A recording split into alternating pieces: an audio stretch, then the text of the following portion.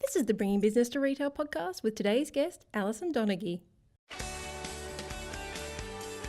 Welcome to the Bringing Business to Retail podcast on SelenaKnight.com. Stay ahead of the competition by opening your doors to business experts so you can learn, grow, and be inspired. Passionate about bringing business strategies to independent retailers, please welcome your host, Selena Knight.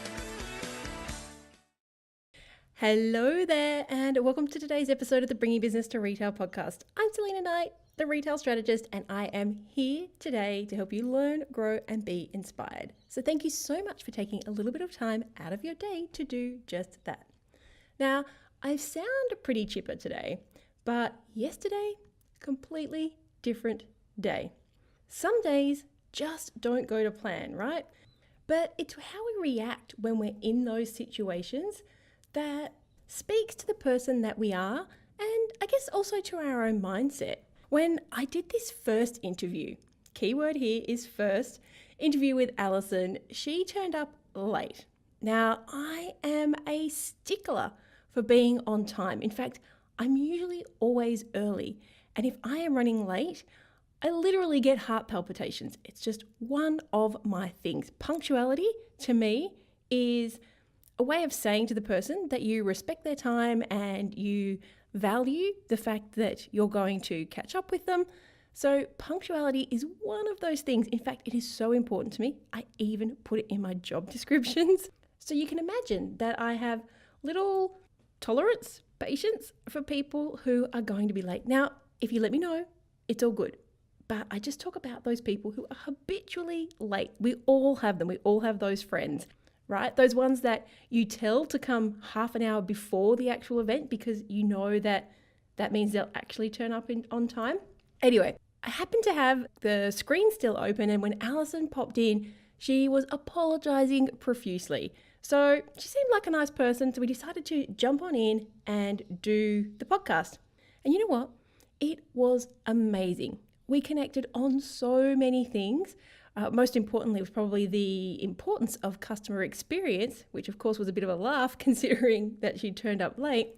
But after speaking with her, I found myself looking at situations differently. And then after an hour, after we've done the interview, we've had a bit of a chat, she's apologized some more, I realized the software hadn't recorded the interview. It's a podcaster's worst nightmare when the software doesn't do what it's supposed to do. And then I was in the position where I felt terrible asking Alison to set aside another hour of her time so that we could re-record it.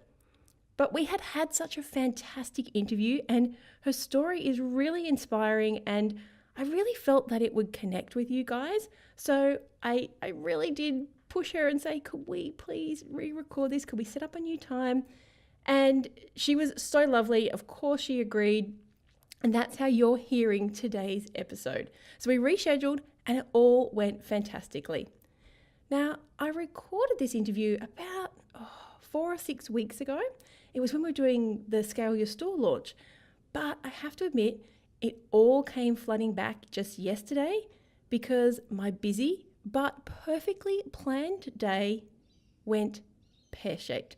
I was moving from one task to the next, and it was one of those errand days where you have to go and pick up and drop off things, but it all just fell in a heap. Appointments that I had made were cancelled at the last minute, and the sofas that I'd ordered for the house that we're selling hadn't shown up. Now, you may have heard me doing a Facebook Live, which again, the software just died halfway through, but we have a house in the country that we're going to sell because it hasn't gone up in value. Anyway, that's a whole other podcast. So we're selling this house in the country, which is 5 hours away, and we have to furnish it. But the downside of this is it's a really small country town and there aren't any furniture stores. So we have to buy all the furniture here in Sydney and we have to drive it out to this house. And we only have one weekend to do it, and that's this weekend. So I bought some sofas online and they hadn't shown up.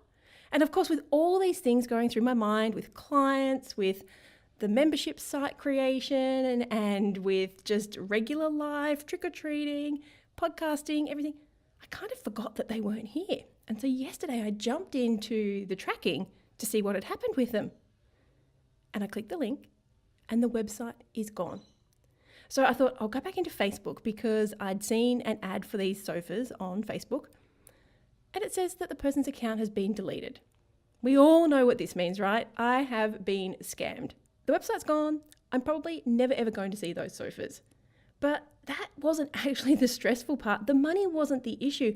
And not because I can afford to throw hundreds and hundreds of dollars away on sofas, but because I paid with my Amex credit card and I'm sure that I'm going to be reimbursed if I can prove that the sofas haven't arrived. That's one of the great things about credit cards. So the money isn't the issue right now. It's more that when you're staging a house that is 5 hours away and you leave with all the furniture in 36 hours, a house with no sofas is a bit, well, let's say a little bit underdone. So I have to admit, I was a little bit frantic at this point. I had a full-on day yesterday. I've got a full-on day today. I'm trying to get so many things done. And now I have to find 2 sofas that are in stock. It's okay. A lot of Googling and I have managed to do it. But yesterday, that was just one of the things that went wrong. I literally had another 5 what I would call frantic things happen. So things that really put your stress levels up. Really, maybe they're not life or death, but they're just things that have to be resolved really, really urgently. And when you're an overachiever, you want to get everything done. So all of this actually made me just stop and think. And the words from today's podcast from Alison actually started to make me behave a little bit differently. So whilst I was super busy, I did manage to get everything sorted. Now, today's podcast isn't about what to do when you're super frantic and everything goes a little bit pear-shaped. It's a truly inspirational story about how one woman has turned her life around and built a thriving business by focusing on her customers. So not only are we going to talk about that business, which she now has her son running, but she's now gone on to build more successful businesses. You guys are really going to love today's episode. You're going to love Alison's story. She resonates because she's just so open and honest and she tells, she doesn't gloss everything up. She just shares the story as it was. And she was happy to answer any of the questions that I asked. Now, if building your business and focusing on your customers is something that you think your business would love, but you struggle with having the time to cross everything off your to-do list, and Alison and I talk about that in this episode, let alone putting strategies in place to grow your business, then you are going to be super pleased to know that this episode is sponsored by the Retail Academy Inner Circle. This is my private, intimate mastermind for people just like you who sell products. Whether you've got a physical store or you're an e-commerce store owner, or maybe you're a product creator, this is for you. And you know what? I want to let you try it out for a whole month on me. Because you see, I found that business overwhelm and clutter and confusion, it just doesn't work. But focus does. And specific action, it gets results. And I want to give you that confidence in having one single focus every single month for your business so that you can take specific action and see results. Because if you apply just one awesome profit generating strategy into your business each month, then after 12 months, that is 12 amazing strategies that you have put in place in your business and you are going to see the results. And that is when you truly start to move into 6, 7, and 8-figure turnovers. Can you imagine what it would be like if you could get rid of the confusion and the overwhelm and you were able to just have that laser focus, that's what I like to call it, the laser focus in your business with just one simple step-by-step strategy every single month? How much better would you feel knowing that you're actively growing your business? Pretty good, right? So take advantage of this limited time offer.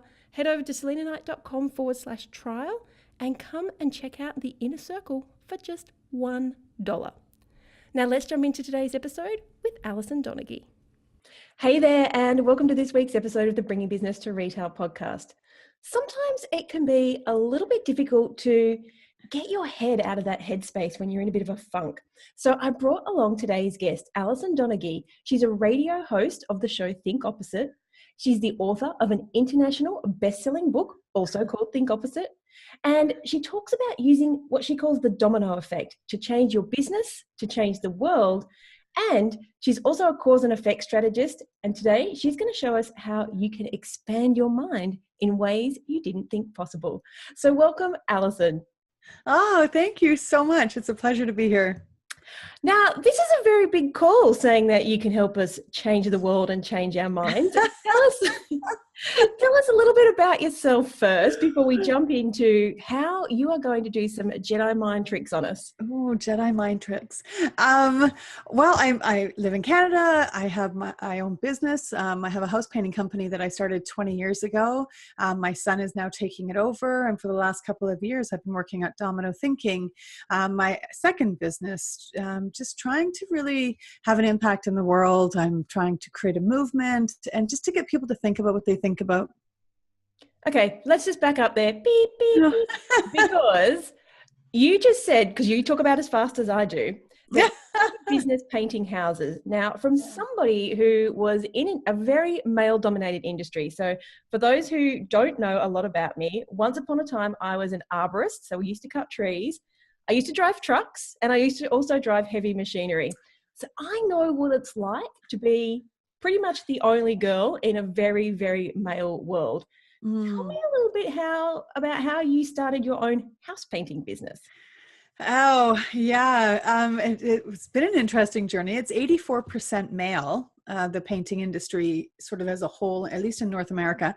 I was a single mom on welfare, and I started dating this guy who was a house painter, and I ended up moving in with him, and he taught me how to paint, and then he relapsed into drug addiction.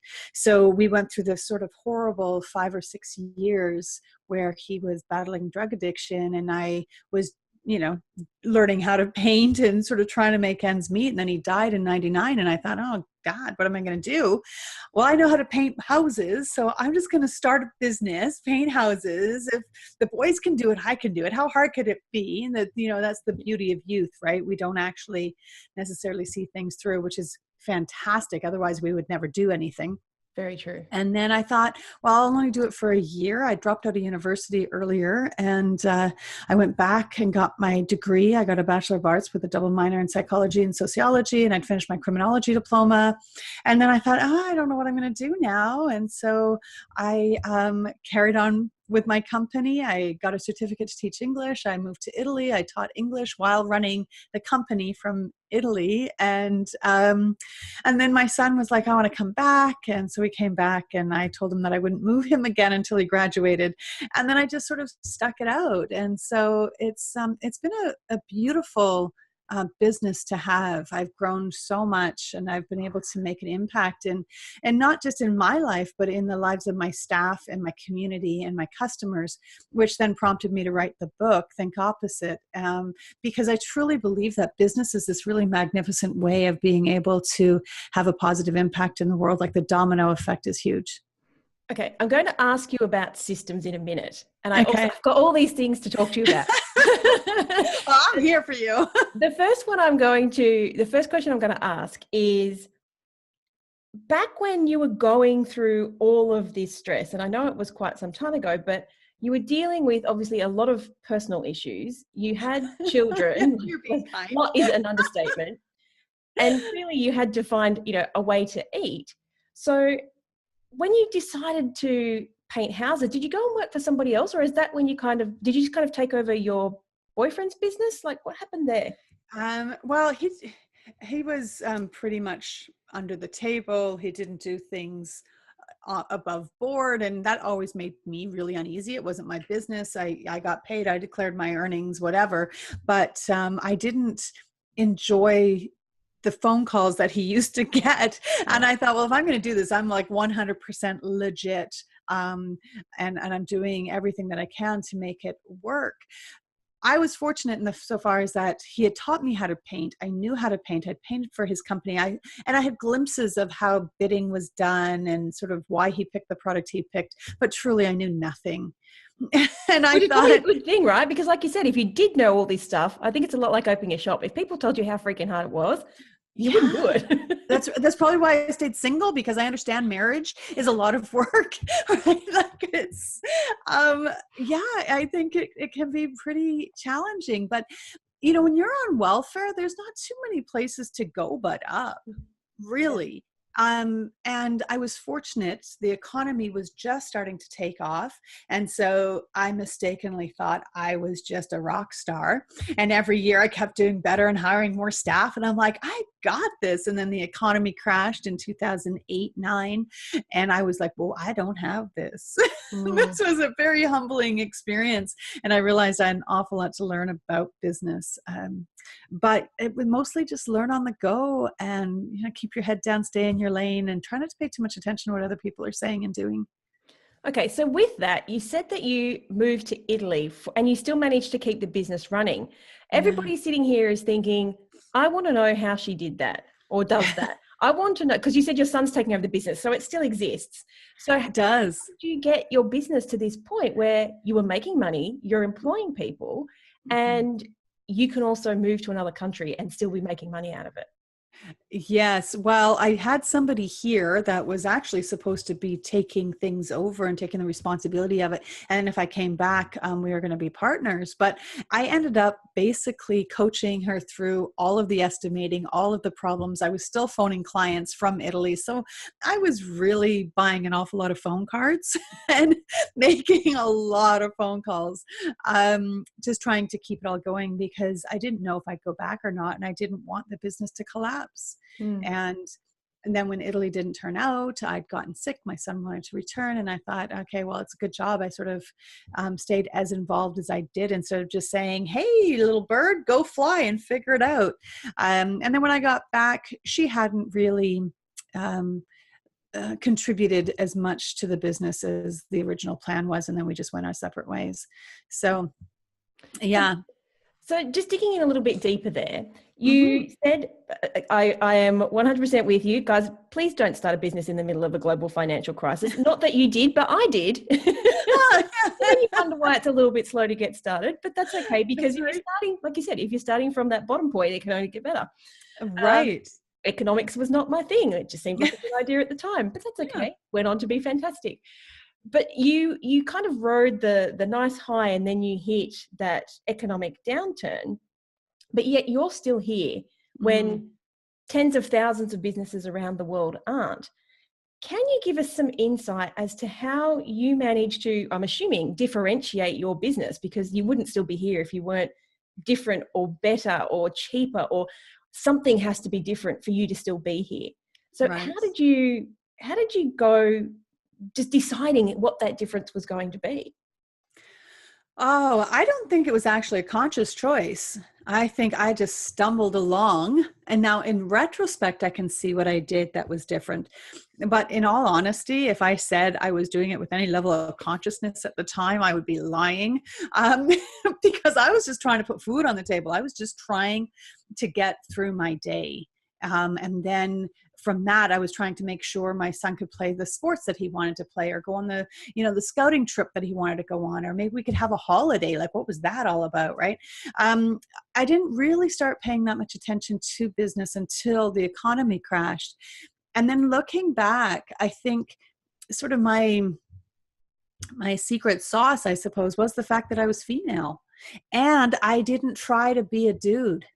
Yeah. Like it could have been really easy for me to have said, oh, yeah, I'm just going to slap a number down and on a piece of paper and give it to you, and that's my quote. But I didn't feel good about doing that. So I do a lot of education with my potential customers and my customers. Sometimes I talk myself out of work if I'm either A, not the right person for a job, or B, paint's not really going to fix it. So it was always really important to me that I was able to look in the mirror and feel like I had contributed to that interaction I was having with my client in some positive way. And sometimes I got jobs because I was a girl, and sometimes I didn't. Like people would be like, can you move a ladder? Like, I know you're all girls. And I'm like, yeah, actually we can. We got a 40-foot on the van right now. And Do you need me to pick it up? Yeah, that's right. With the help of at least one other person. Those suckers are That's heavy. Safety. Yeah, that's right. But it took time to educate people and to educate myself. And then there's an exercise that I have in my book that says it's what's the worst. And so I encourage people to really think about if you were sitting in a restaurant, what is the worst thing you could hear anybody say about your company? Oh, yeah. And if somebody said, oh, Alison's not the best painter in town, it would sting, but I wouldn't be devastated. I'd be like, okay, maybe it's possible that there's somebody out there that's a better painter than me.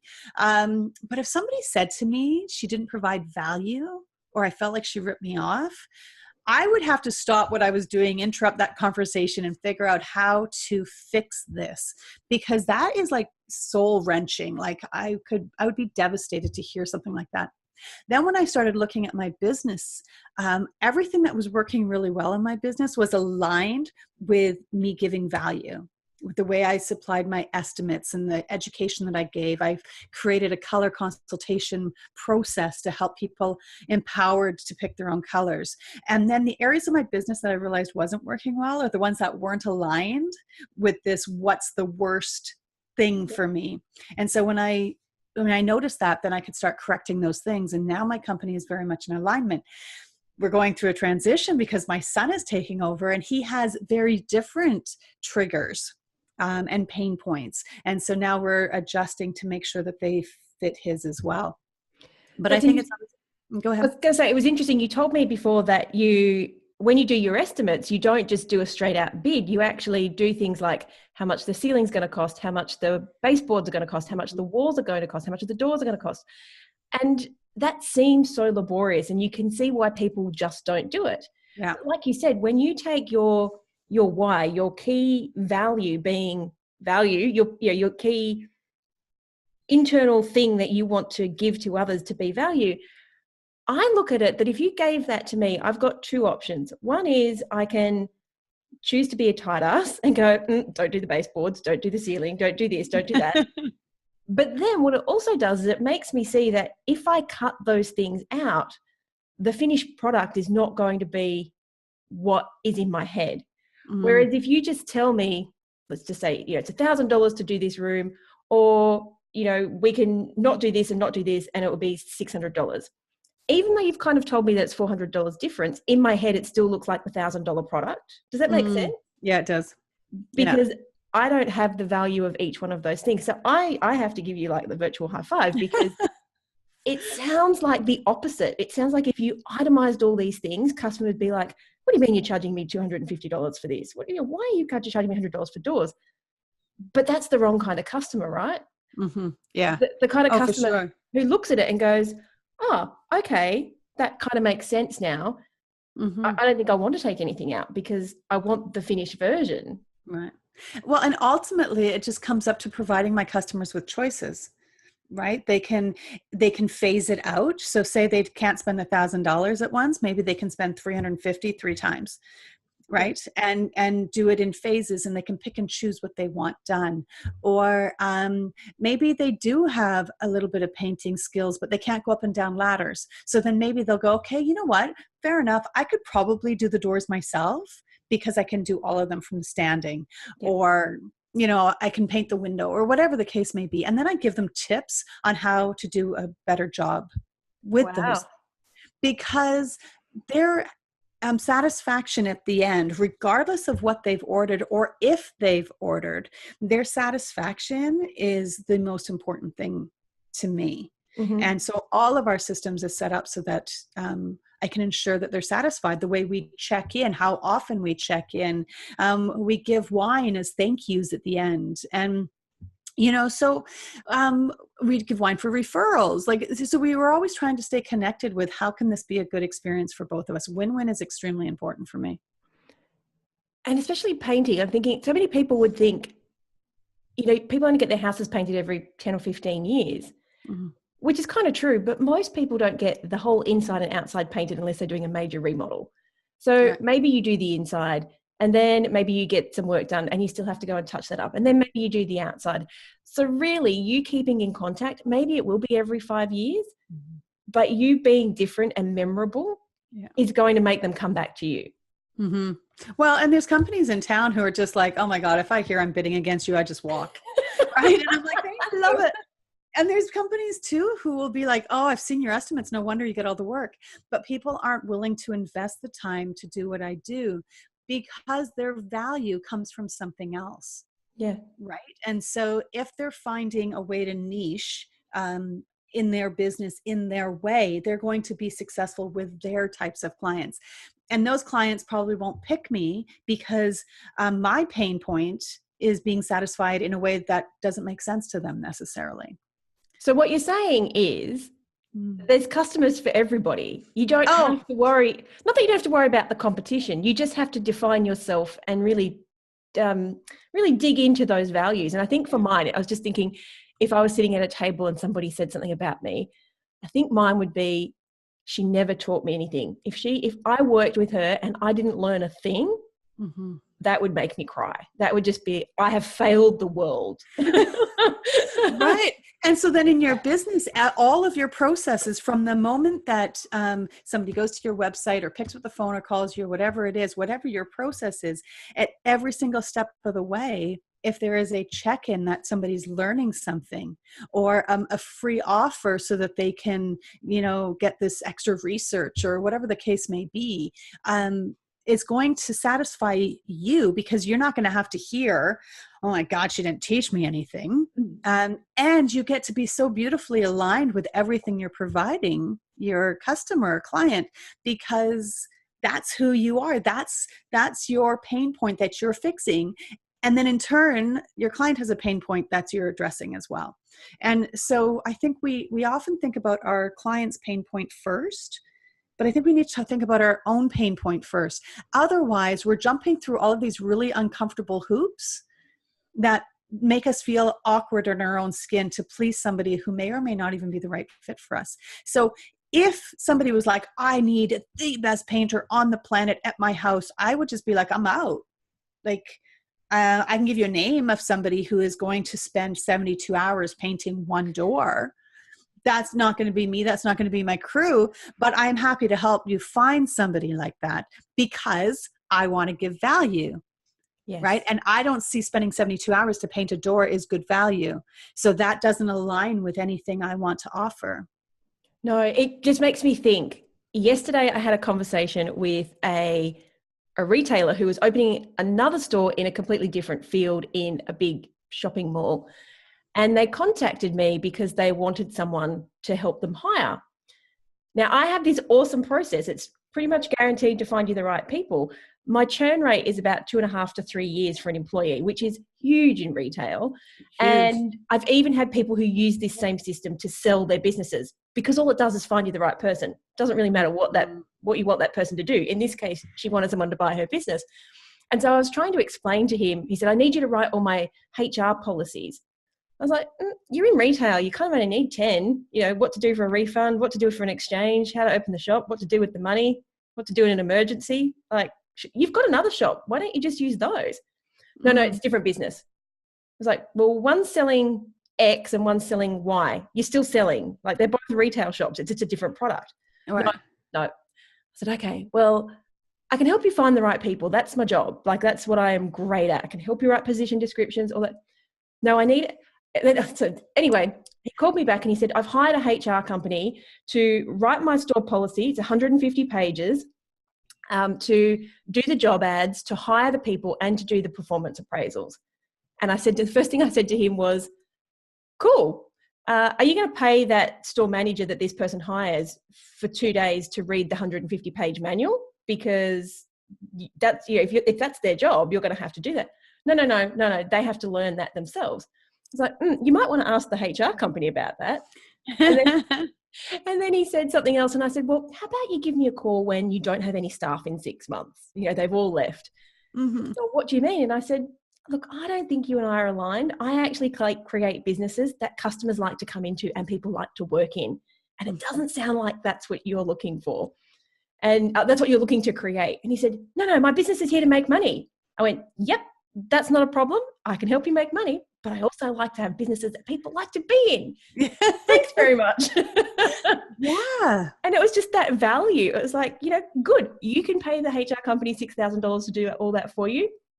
But I'm pretty sure you're not going to be there in 12 months because the people that they hire, they have nothing to align to. Yeah. Those store people are, the HR company is hiring them to do a job, to put a person in the shop. They don't care who that person is. Yeah. Isn't that? Yeah. Just made me think of that. Heart and soul. But for somebody whose sole purpose is to make money, all of their processes are going to be set up that way. I don't see it as being an overly sustainable model, but Trump did it.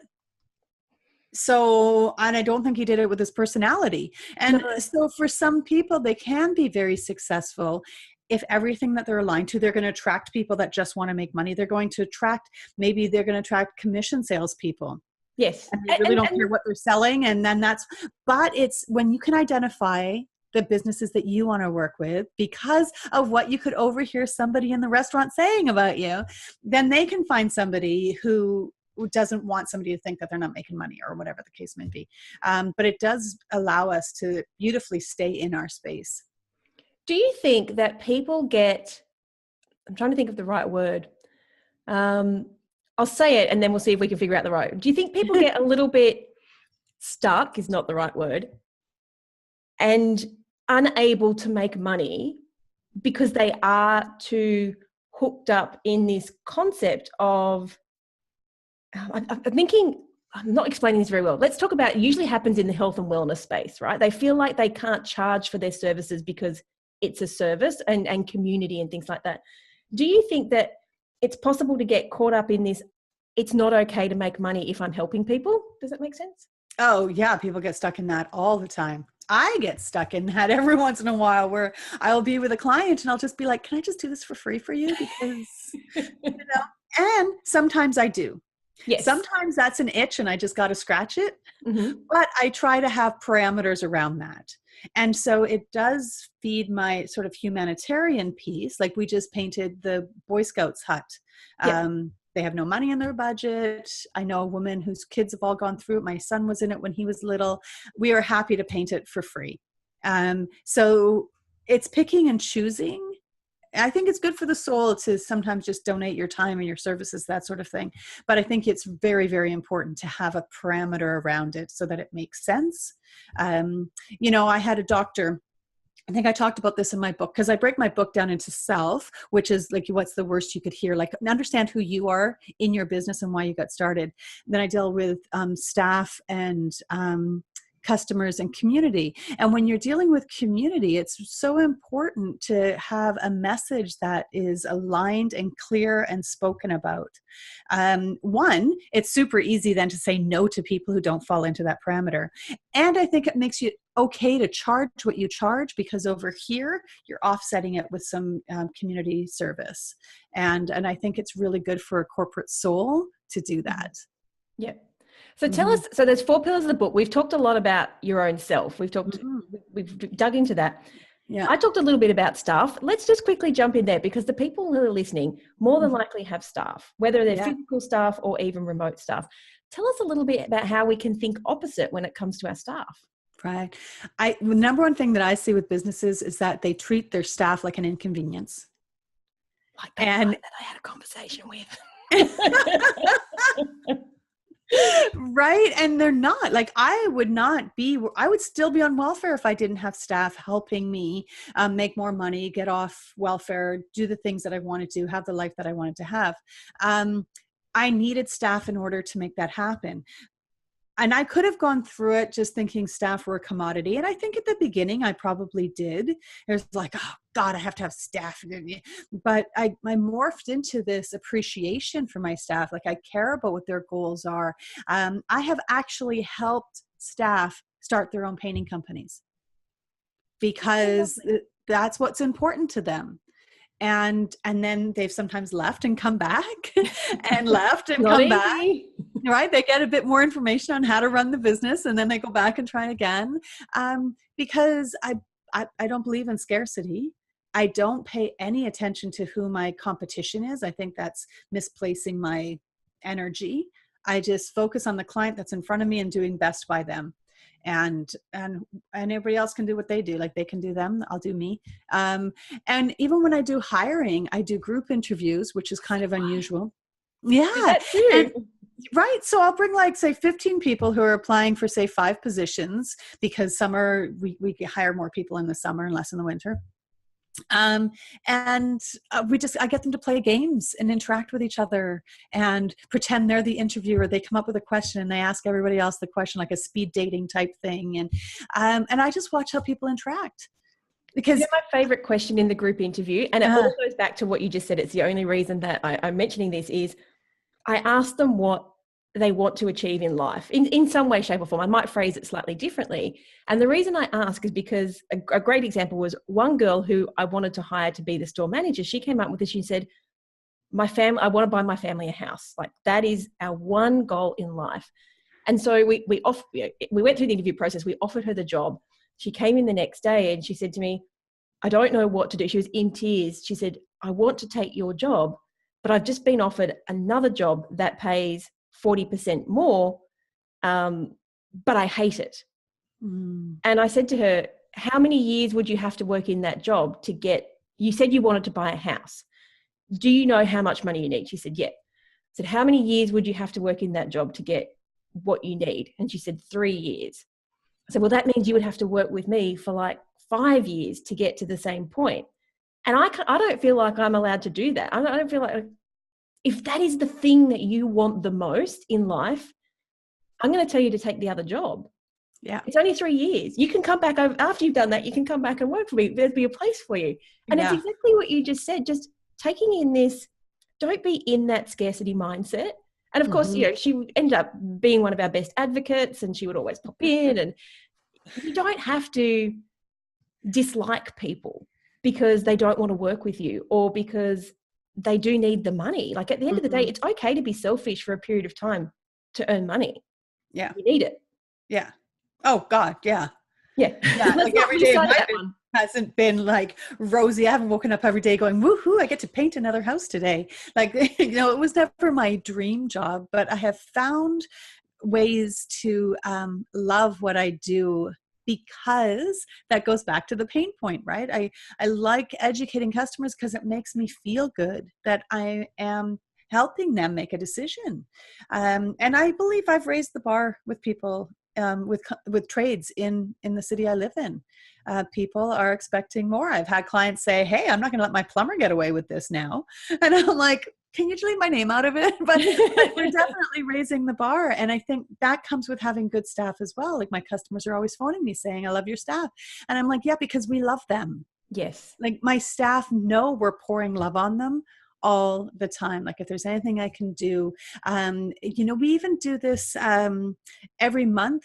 They get money towards, because I'm not a big enough company and because they're seasonal, to have health plans. Yep. And I think they're kind of a ripoff.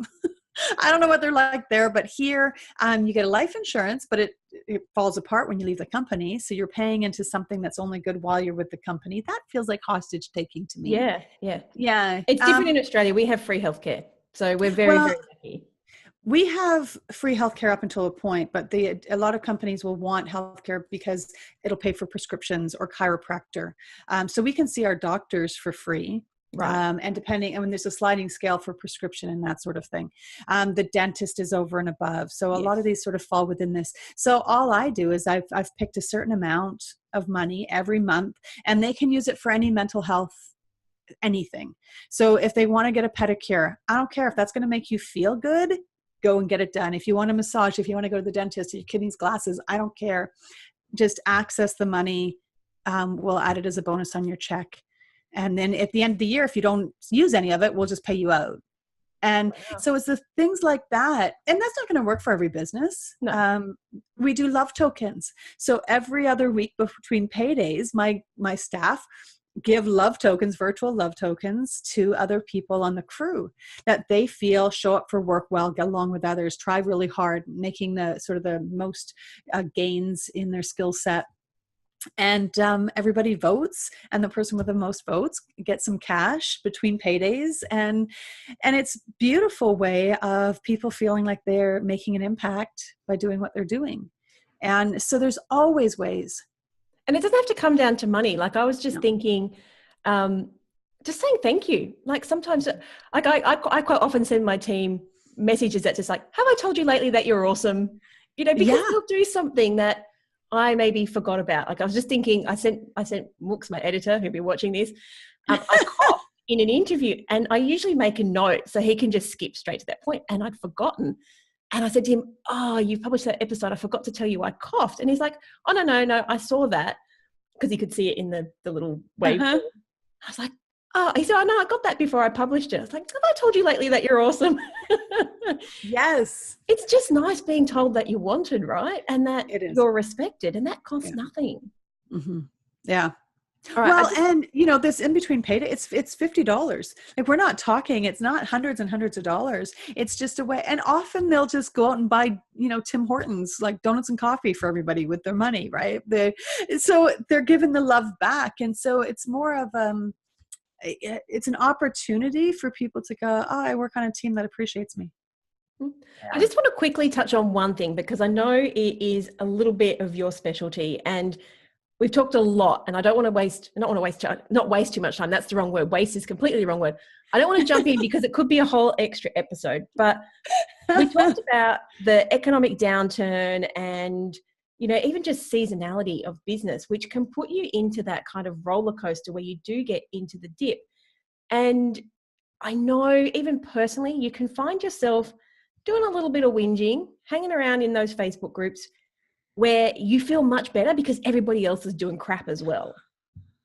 Right? You're nodding. There's lots of other people who are probably nodding right now going, oh yeah. How does that affect our overall self, like ourself, our business, our mindset? Is it okay to do that for a period of time, or should we just leave those groups and just find some really happy people to hang around? You leave the group. Leave the group. You know, there you go. You have it from the expert, guys. Just leave those damn groups. Just say no. You know, that negativity is like a cancer. It really is. And we get so drawn into it, like little by little by little. And before we know, we're the biggest whiner in there. And then we don't even like ourselves. And then we're going to work and we're making everything work because we're bitching and complaining about everything that's happening on Facebook, which isn't even real.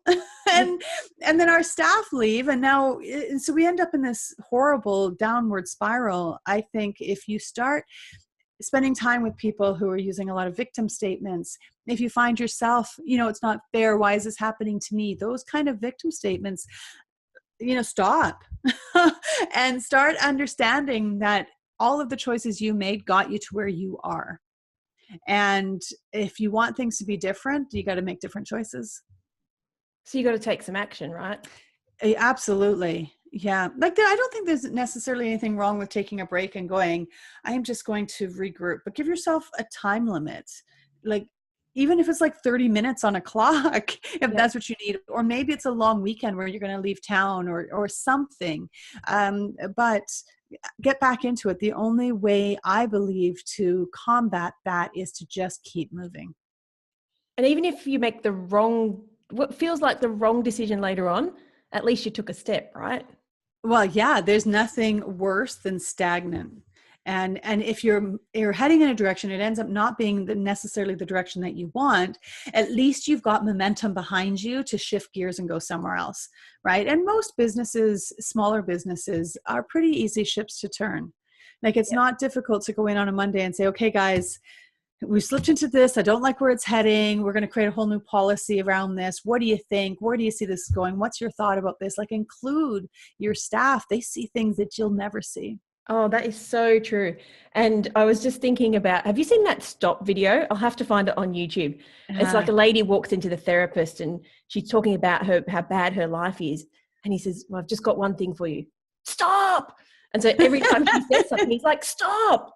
stop. And every time I ever get into one of those sort of little funks, I go and find that video on YouTube, guys. I'll find it in the show notes. It's absolutely hilarious. It's kind of like, this hurts when I push it. Well, don't push it. Exactly. Yeah.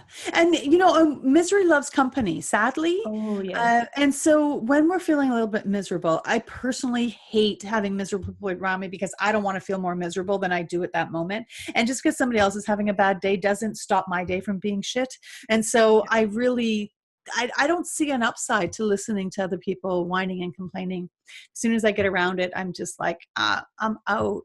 Like unless we're going to solve whatever you're saying in like the next 5 minutes and you actually want to solve what you're talking about. Can we dig into that just a little bit? Yeah. Wanting to solve an issue. So let's just say that you are having a bad day, bad week, bad month, whatever it is, and you are still in that Facebook group. My suggestion would be, instead of saying, I had no customers today or my orders are down, would be, hey, has anyone got any tips for me to do such and such? Yeah. But you just said you have to actually want to solve the problem.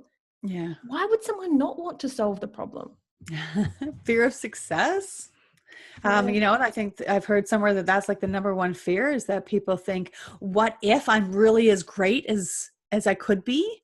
And that's scary for people because when we succeed, we often leave people behind.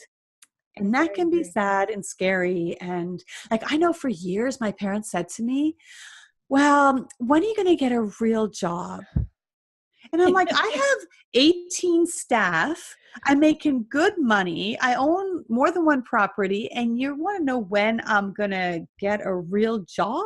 Mm. And so it's so easy to sort of go down that road, but they were scared for me. So they didn't want me to grow. They'd had their own business that hadn't done well. And so they didn't want the same thing happening to me. So it really didn't matter how successful I became. Their fear wanted me to just go with what they knew to be safe. And so we had some rocky years because I wasn't prepared to listen to them. And I was prepared to do what I needed to do to continue to be more successful. Fortunately, they came around and now they're like, oh, look at my daughter, isn't she great? Right? And so we've come a long way, but it's scary, I think, thinking that you might have to go it alone. That is very true. And we are very much on the same page. We have a lot of similarities. I really struggle with one side of my family. Like I have one side of my family who thinks I'm awesome. And it's, there are a couple of entrepreneurs on that side of the family and they're always kind of, how's business? Oh, that's great. And then if you've got a question, they'd be like, oh, well, this is something we tried. And then I've got people like my dad and my brother, and this hurts, right? Like you said, this really, really hurts, who just are hypercritical of everything I do. I think because they're just jealous. I'm living this really lovely life, whereas they're getting up at 3 o'clock in the morning to drive a forklift and, struggling. They're both divorced and, things like that. So there's this big polar divide down our family. And yet, in your heart, you want your parents to love you. You want your brothers and sisters to love you. Yeah.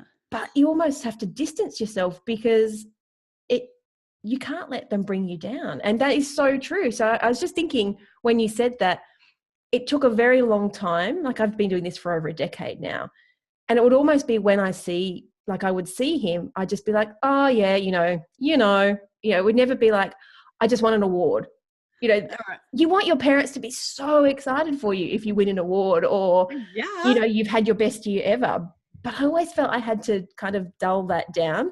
Whereas the other side of my family, my auntie would be posting on Facebook, oh, look at my niece, she just won an award. How fantastic. So that kind of, even if it's subconscious, and I hadn't really thought of it before till you said it, but that kind of subconscious, who are we going to leave behind? That can be a huge limiting factor. Yeah.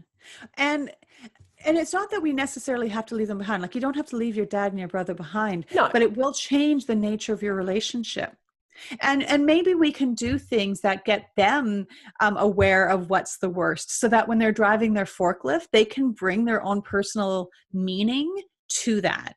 Right. And so maybe I don't know what that would look like, but maybe if they can figure out how to get to a place where they're more in alignment with what they're doing and less doing it less begrudgingly. See, sorry, you said that. And I guess this is a mindset thing because my brother drives a forklift for a fruit and vegetable company. Mm-hmm. So, like, the most obvious thing is, how cool is this? I get to deliver, I get to work in a process where people in Australia get to eat beautiful, fresh, healthy, organic food. Mm-hmm. Kind of seems obvious. Like, I'm waving my hands around, guys. You can probably hear things getting crashed over. And, like you said, even the most, not menial job, but if you're doing a job, you're doing something in that process is helping someone else. Otherwise, it wouldn't be a Right. job. But that doesn't always motivate people, right? Doing True. something nice for another person doesn't motivate. So often what we do is I think that because I care about providing great value and education with everything that I do, that everybody must think that's important. Well, not everybody does, right? And I see other people do things and I'm like, that's not important. But to them, it's really important. Yeah. And so how do people get in touch with what that is? Because he might not care that he's giving fresh produce to people in Australia. He might be like, I don't even like produce. Like, just eat, right? I never want to see another lettuce. So it's possible that that's not a good motivator for him. Maybe what's important is that he gets to reclaim some of his life. So he has a job that he does at 3:00 in the morning, but he's done at 1:00 in the afternoon or whatever it is. Yeah. And now he can go fishing or surfing or whatever it is that he wants to do. And then he can see the job as a tool to allow him to go fishing.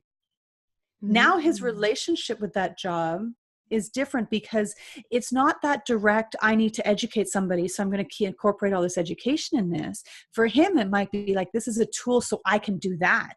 I can't make money fishing and I love fishing, but this job allows me to go out every day and fish for 4 hours. I couldn't do that with a different job. So when we can start to see things as gifts or as a way of allowing us to have the life that we want, it's going to look different for everybody. And so we don't necessarily have to leave people behind. We can either help them in sort of discreet ways, figure out a way of appreciating what they're doing more, or get into something that they would appreciate more. Or we just don't have to talk about those things, or we can leave them completely.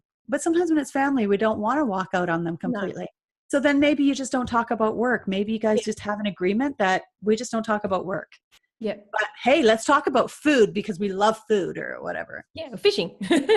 Fishing, exactly. So it just changes the nature of things. And I think it's getting into that domino effect, that understanding how the choice I make today is going to affect tomorrow. So if I get pissed off at my brother because he's not supportive of my award, how is that going to impact our relationship? If I don't tell him of the award, how is that going to impact our relationship? And will I still feel good about it if I don't get to toot my own horn because I worked hard for that award, right? So it's spending time to think about what's acceptable and what's not. That's interesting. Yeah. So I think you have just made it very, very clear that you can help us change our minds by thinking differently. If people would love to know more about you, I'm going to finish up there because I think that was a really good spot where you just kind of brought the whole conversation around right back to the beginning, where thinking things differently, just thinking, not even thinking about it from the other person's perspective, but just thinking about what is the opposite. That's exactly what thinking opposite is. The name of your show. It's the name of your book. I think that may just change someone's life today. They may be in a situation where they think, wow, what if it was the opposite? What can I change to look at this completely differently? Yeah. So if people want to find out some more about you, where can they find you? My website's dominothinking.com. I'm also on social media. You can find me under my name, Alison Donaghey, or Domino Thinking, depending on the platform. But hit me up on my website. I answer all of my emails. I'm always happy to have a conversation with people or to delve into something a little bit further. Most things are a pretty quick fix. Like a lot of times people will just say, hey, you said this thing. How does that apply here? And I'm like, oh, like this. And they're like, oh, great. And it's done. It's not... sometimes it's just a really different way of thinking about things. And I just want to reiterate, when you were talking about the whole think opposite thing, the important part is to be willing to suspend your belief, because we can't think opposite unless we're willing to suspend our belief. So the very first step is to suspend your belief. Then there is space to consider a different perspective. But as long as we're holding on to our belief as the only belief, there's no room for any opposite thinking. And so that's that first step, is be willing to think that there could be a different way. Then you can let go of the emotion around it to explore a different way. Oh, and letting go of the emotion, that's a whole different podcast. Yes. Thank you so much for sharing all of this information with our guests today. Oh, it's been my pleasure spending time with you. Thank you so much. I hope you enjoyed this week's episode of the Bringing Business to Retail podcast. You can find all of the show notes over at selenaknight.com. If you found something that you heard today particularly useful, I'd love it if you could leave me a review on iTunes or Stitcher. And of course, feel free to share this episode with someone that you think could benefit by listening to it. Want more retail biz strategies? You can watch the Bringing Business to Retail TV show, where each week I'll answer a question or provide you with a simple, actionable retail biz strategy that you can implement in your business right away. If you have a question or a guest, I'd love to hear from you. Drop my team an email at podcast@selenaknight.com, and I'll see you on the next episode. Have a great week.